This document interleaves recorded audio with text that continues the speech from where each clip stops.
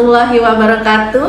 Perkenalkan, nama saya Titi Al-Mujahidiani, SSTMKes. Saya berasal dari institusi Stikes Budi Mulya Sriwijaya, Prodi D3 Kebidanan, Kampus Kota Prabu Muli, dengan NUPTK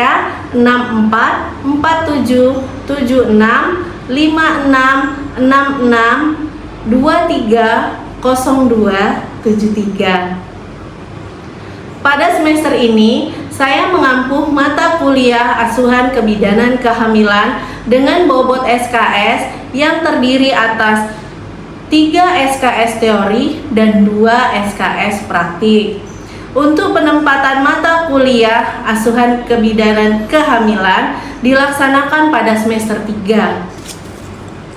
Mata kuliah ini memberikan kemampuan kepada mahasiswa untuk dapat memahami 1. Konsep dasar asuhan kehamilan, 2. Adaptasi fisiologi dan psikologi ibu hamil, yang ketiga, faktor-faktor yang mempengaruhi ibu hamil, yang keempat, kebutuhan-kebutuhan ibu hamil, yang kelima, kehamilan prosedur klinis asuhan kebidanan kehamilan, yang keenam, deteksi dini komplikasi kasus kehamilan serta kegawat daruratan. Metode pembelajaran yang digunakan pada mata kuliah asuhan kebidanan kehamilan dengan melakukan pendekatan student centered learning dengan demonstrasi, simulasi, discussion group, ataupun dengan case study.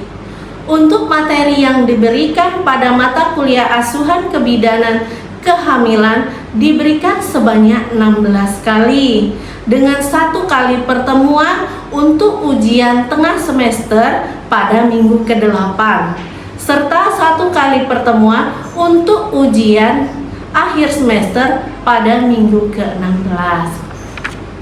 Bobot penilaian pada mata kuliah asuhan kebidanan kehamilan ini dilihat dari kehadiran mahasiswa, penilaian ujian tengah semester, penilaian ujian akhir semester, serta penilaian penugasan berupa penugasan individu dan penugasan kelompok. Demikian sedikit gambaran dari saya berkenaan dengan mata kuliah asuhan kebidanan kehamilan. Semoga dapat memberikan gambaran tentang mata kuliah yang saya ampu. Akhir kata saya tutup. Wabillahi taufiq wal hidayah. Wassalamualaikum warahmatullahi wabarakatuh.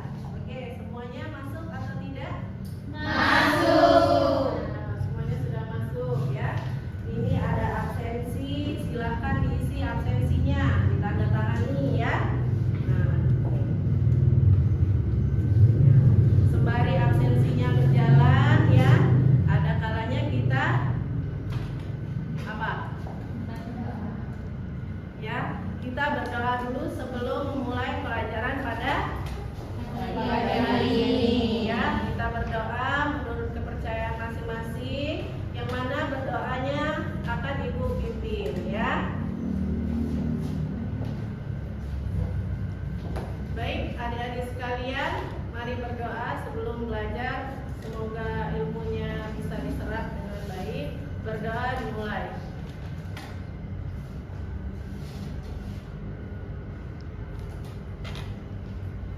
Berdoa selesai. Oke, sebelum kita memulai pelajaran kita materi hari ini, adakah yang masih ingat materi atau pelajaran minggu lalu? Ya, silakan. Materi minggu lalu itu faktor-faktor yang mempengaruhi kehamilan. Oke, apa materi minggu lalu? Faktor-faktor yang mempengaruhi kehamilan. Jadi minggu lalu kita belajar mengenai faktor-faktor yang mempengaruhi kehamilan. Jadi ada beberapa faktor yang sudah dijelaskan minggu lalu ya. Faktornya apa saja? Ada yang masih ingat? Oke, silakan. Ada status kesehatan, status gizi, dan gaya hidup. Oke, itu termasuk dalam faktor Fisik. Itu faktor fisik ibu Hamil. Kemudian yang kedua, faktor apa lagi? Oke, silakan. Faktor psikologi. Faktor Psikologi. Ada lagi faktor apa? Ya, Faktor lingkungan, sosial budaya, dan ekonomi. ya. Jadi ada 3 faktor yang mempengaruhi ibu hamil ya. Nah, kalau faktor psikologi itu yang seperti apa? Faktor dari gaya hidup. ya. Dari gaya hidup itu bisa mempengaruhi gaya hidup yang seperti apa? Gaya hidup yang tidak baik. Yang gaya hidup yang tidak baik, merokok ya, minum jamu. minum jamu, terus pakai mitos-mitos kan? Ada kan? Mitos-mitos. Nah, itu kebutuhan psikologis. Kalau sosial, ekonomi, dan budaya, ada yang tahu? Faktor sosialnya, ya bagaimana dengan lingkungannya, itu seperti apa interaksinya, ya? Ya, berarti masih ingat semua ya. Jadi tadi ada berapa faktor-faktor yang mempengaruhi kehamilan? Ada 3. Tiga. Yang pertama, Faktor fisik. ya. Yang kedua, Faktor lingkungan. yang ketiga, faktor Lingkungan. lingkungan, sosial, budaya, ekonomi. Ada 3. Jadi masih ingat ya? Berarti ilmu kemarin masih nempel ya. Alhamdulillahirabbil alamin ya. Oke, untuk hari ini kita akan belajar mengenai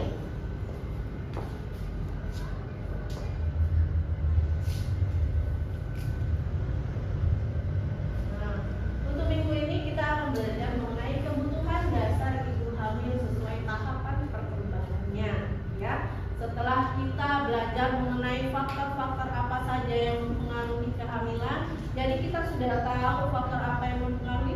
Di sini kita juga belajar tentang kebutuhan dasar ibu hamil. Jadi ibu hamil itu mempunyai kebutuhan dasar. Jadi mungkin di semester 1 kita sudah pernah belajar tentang kebutuhan dasar, kebutuhan dasar ya, kebutuhan dasar manusia. Nah, kalau di semester ini kita belajar tentang kebutuhan dasar ibu hamil sesuai tahap perkembangannya. Oke, jadi sebelum belajar kita lebih dalam lagi apa sih kebutuhan dasar ibu hamil? Nah, kita harus tahu dulu. Ya, kita harus tahu dulu kebutuhan itu apa sih, ya kan? Nah, kemudian kebutuhan dasar manusia itu apa sih, ya? Ada yang tahu kebutuhan itu apa? Sesuatu yang berkebutuhan. Oke, sesuatu keadaan yang ditandai oleh perasaan dan ingin diperoleh.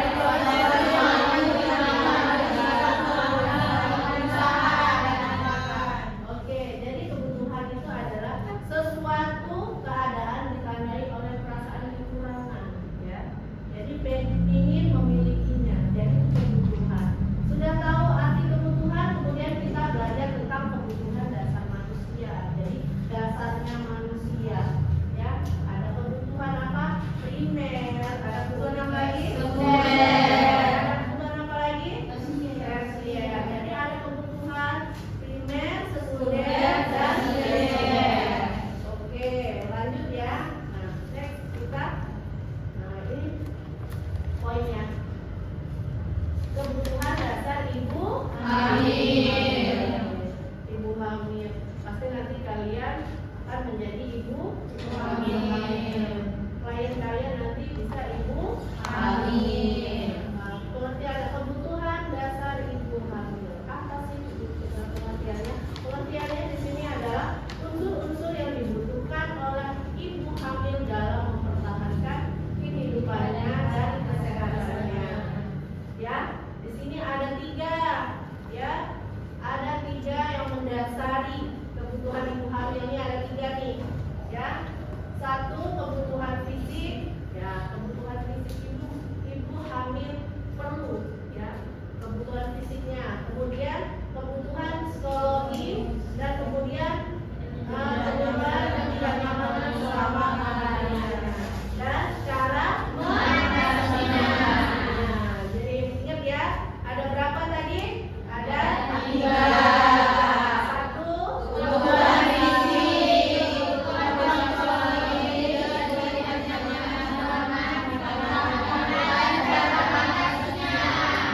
ada 3 ya. Lanjut ya. Untuk hari ini kita akan belajar lebih ke kebutuhan dasar ibu hamil pada kebutuhan fisiologi ibu hamil. Apa saja sih? Pasti terbesit kalian ya kan? Apa sih yang menjadi kebutuhan fisiologi ibu hamil? Yuk kita belajar hari ini.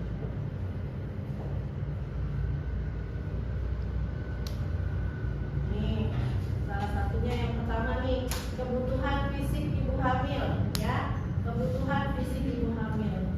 Jadi ibu hamil itu butuh apa yang pertama? Kebutuhan oksigen. Jadi yang pertama butuhnya oksigen. Ibu hamil juga butuh oksigen. Semua makhluk hidup butuh oksigen. Kalian butuh oksigen? Butuh. Ya, butuh. Ya, di sini kebutuhan akan oksigen. Ya, bagaimana jika biasanya ibu hamil akan menghadapi sesak, ya, sesak bernapas, napasnya pendek, ya, karena uterusnya membesar ya, menekan diafragma. Jadi ibu hamil itu mudah sesak, terus napasnya itu sengal, pendek. Ya, bagaimana cara mengatasinya? Nanti kalau adik-adik menemukan klien, ya, kalau menemukan klien atau ibu hamil dengan keluhan saya mengeluh sesak atau sulit bernafas, ya, ini caranya. Yang pertama, latihan napas dengan senam hamil. Nanti kita belajar tentang senam hamil, ya. Terus anjurkan ibu juga makan tidak terlalu banyak, ya. Gimana makan tidak terlalu banyak? Makan sedikit tapi sering. Makan sedikit tapi sering, ya. Porsinya sedikit. Kalau ibunya sudah tahu, oh saya sesak, biasanya ibunya datang, saya sesak, Mbak Bidang, ya. Bagaimana? Ya makannya sedikit dan sering, ya. Kemudian hentikan merokok jika ibunya merokok, ya. Kemudian konsultasi ke dokter bila gangguan napas, ya, seperti asma, ya. Ibunya anjurkan ke dokter jika ibunya mengalami sesak, ya, kalau ibunya ada riwayat asma, suruh ke dokter. Kemudian anjurkan ibu posisi miring, ya. Miring ke mana? Kiri. Ya, anjurkan ibu posisi miring ke kiri, ya, untuk meningkatkan apa?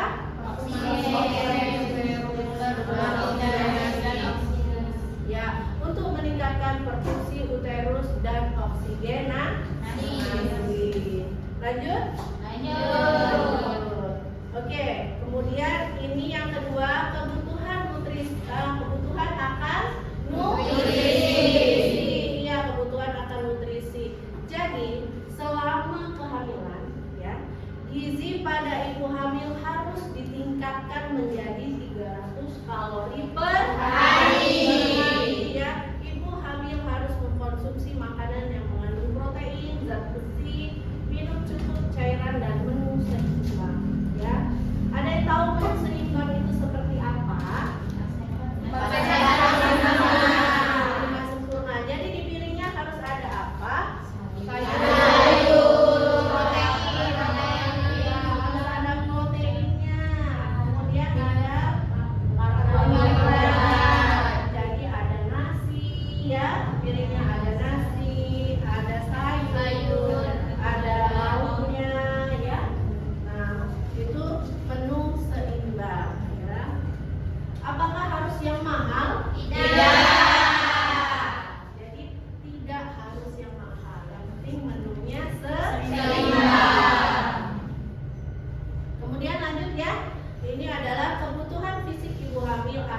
personal hygiene. Ini personal hygiene. Boleh nggak ibu hamil menggunakan celana yang ketat? Jadi kebutuhan ibu hamil tentang kebersihan diri selama proses kehamilannya, ya, kebersihan rambut dan kulit kepala, ya. Nanti kalau ada pasien kunjungan kulit kepalanya jadi dicek, ya. Kemudian kebersihan gigi dan mulut, kebersihan akan payudaranya. Untuk apa? Untuk persiapan memberi ASI. Kemudian kebersihan pakaian ibu hamil, ya. Pakaian ibu hamil juga dijaga kebersihannya. Jadi ini personal hygiene untuk ibu hamil, ya. Jadi tidak hanya akan nutrisi dan kebutuhan mungkin saja, kebutuhan personal hygiene juga perlu untuk ibu hamil. Lanjut. Nah, kebutuhan akan eliminasi PHK dan BAB. Jadi ini ada kebutuhan eliminasi, ibu sudah dapatkan di sini ada trimester 1, 2, dan 3, ya. Kenapa trimester 1 frekuensi BAB-nya meningkat? Kenapa?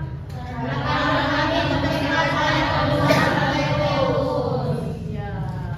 Jadi karena kandung kemih tertekan oleh pembesaran uterus. Kemudian yang kedua, frekuensi BAB normal. Jadi frekuensi BAB-nya normal. Kemudian pada trimester ketiga frekuensi BAB meningkat kembali, ya. Jadi meningkat kembali karena penurunan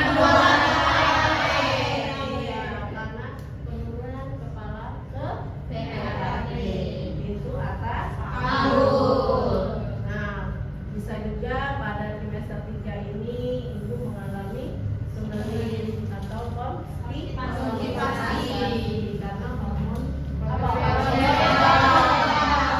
karena hormon progesteronnya meningkat. Lanjut, kebutuhan akan seksual.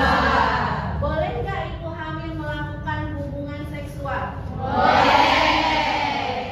Boleh ibu hamil, tapi ada indikasinya, ya. Nih, hubungan seksual selama kehamilan tidak dilarang selama tidak ada riwayat penyakit, ya. Boleh dilakukan, tapi nih selama tidak ada riwayat penyakit. Seperti apa? Sering-sering fokus, ya.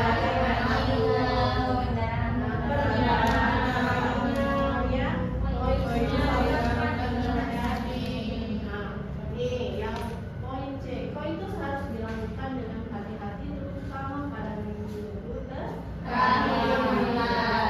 Pada akhir mau mendekati persalinan, ya, boleh melakukan hubungan seksual, ya, tapi harus hati-hati. Nah, kenapa harus hati-hati? Takutnya di sini, ya, bila ketuban sudah pecah, itu sudah dilarang karena menyebabkan infeksi janin intrauterin.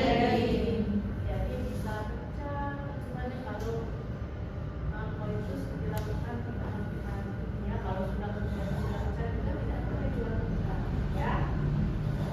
Kemudian bila dalam anamnesa ada abortus sebelumnya kehamilan yang sekarang, sebaiknya koitus ditunda. Jadi kalau misalnya riwayatnya ada keguguran, koitusnya ditunda dulu, bukan tidak boleh melakukan, tapi ditunda terlebih dahulu, ya.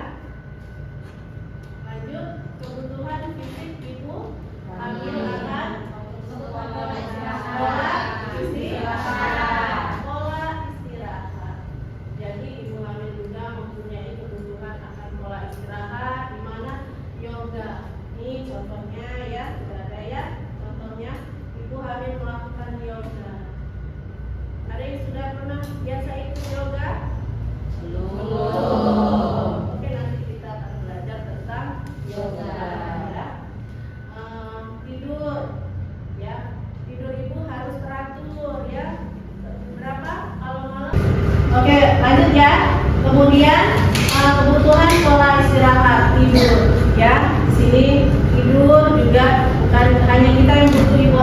juga butuh tidur yang nyenyak, yang cukup, ya. Kemudian mendengarkan musik. Nah, jadi alunan-alunan musik itu bagus untuk ibu hamil. Seperti musik biasanya dipilih itu musik-musik yang musik klasik, ya. Biasanya murotal, ya, tidak musik-musik yang murotal juga boleh, ya. Kemudian ibu boleh melakukan meditasi atau berdoa yang lebih fokus pada kehamilannya, ya. Kemudian ibu boleh pijat, boleh ibu hamil pijat? Boleh ibu hamil pijat untuk menghilangkan pegel-pegel, ya, biar lebih relax, biar lebih relax lagi.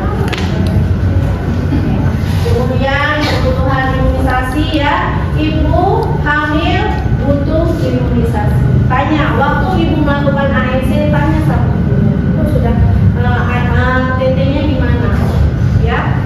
Kenapa nanti, ya, kenapa ini ditanyakan ibu TT-nya di mana? Untuk menjaga agar tidak terjadinya tetanus, ya. Sebaiknya dianjurkan untuk ibu hamil lahir di proses melahirkannya di tempat pelayanan kesehatan, ya. Lanjut, kebutuhan fisik ibu hamil pada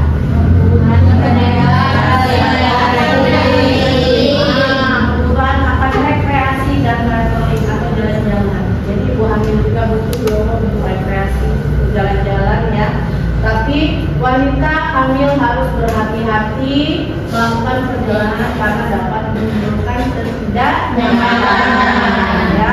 Dianjurkan juga untuk melakukan perjalanan ke tempat wisata yang menyenangkan, tapi harus didampingi siapa? Suami.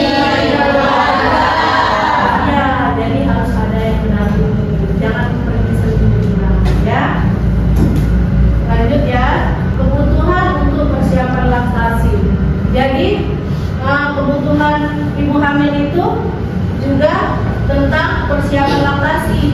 Apa laktasi? Persiapan untuk menyusui. Jadi bukan hanya setelah melahirkan baru kita mau menyiapkan untuk ASI, tapi mulai dari kehamilan, ibu sudah mempersiapkan persiapan laktasinya. Nah, di sini dukungan bidan dalam pemberian ASI. Jadi bidan itu juga berperan aktif dalam mempersiapkan ibu memberikan ASI-nya. Kemudian manfaat pemberian ASI juga diberitahukan oleh ibu dan keluarga. Kemudian apa saja komponen-komponen ASI, ya? Apa saja komponen ASI, terus bagaimana cara mendapatkan ASI yang cukup? Cara ibu hamil mengetahui bahwa bayi sudah mendapatkan ASI yang cukup, ya. Kemudian kebutuhan untuk memahami tanda bahaya. Jadi di sini ada tanda bahaya. Misalnya ada berpendarahan. Kemudian apa lagi? Kemudian apa lagi? Sakit kepala dan demam tinggi. Kemudian keluar air ketuban sebelum waktunya. Muntah berlebihan termasuk dalam tanda bahaya? Tidak. Apalagi sampai tidak mau makan. Baik, mungkin itu materi yang Ibu sampaikan hari ini. Nah, untuk sekarang boleh berdiskusi, silahkan dibaca. Di sini Ibu ada soal, silahkan berdiskusi dengan teman, ya. Mungkin yang pertama, ya, silakan diskusi bersama teman. Nanti sampaikan apa? Nah, di sini, ya, Ibu bacakan, ya. Seorang perempuan hamil dalam keadaan sehat belanja ke supermarket yang sedang ramai pengunjung. Jadi tiba-tiba merasa pusing dan jatuh pingsan. Hal tersebut kemungkinan disebabkan oleh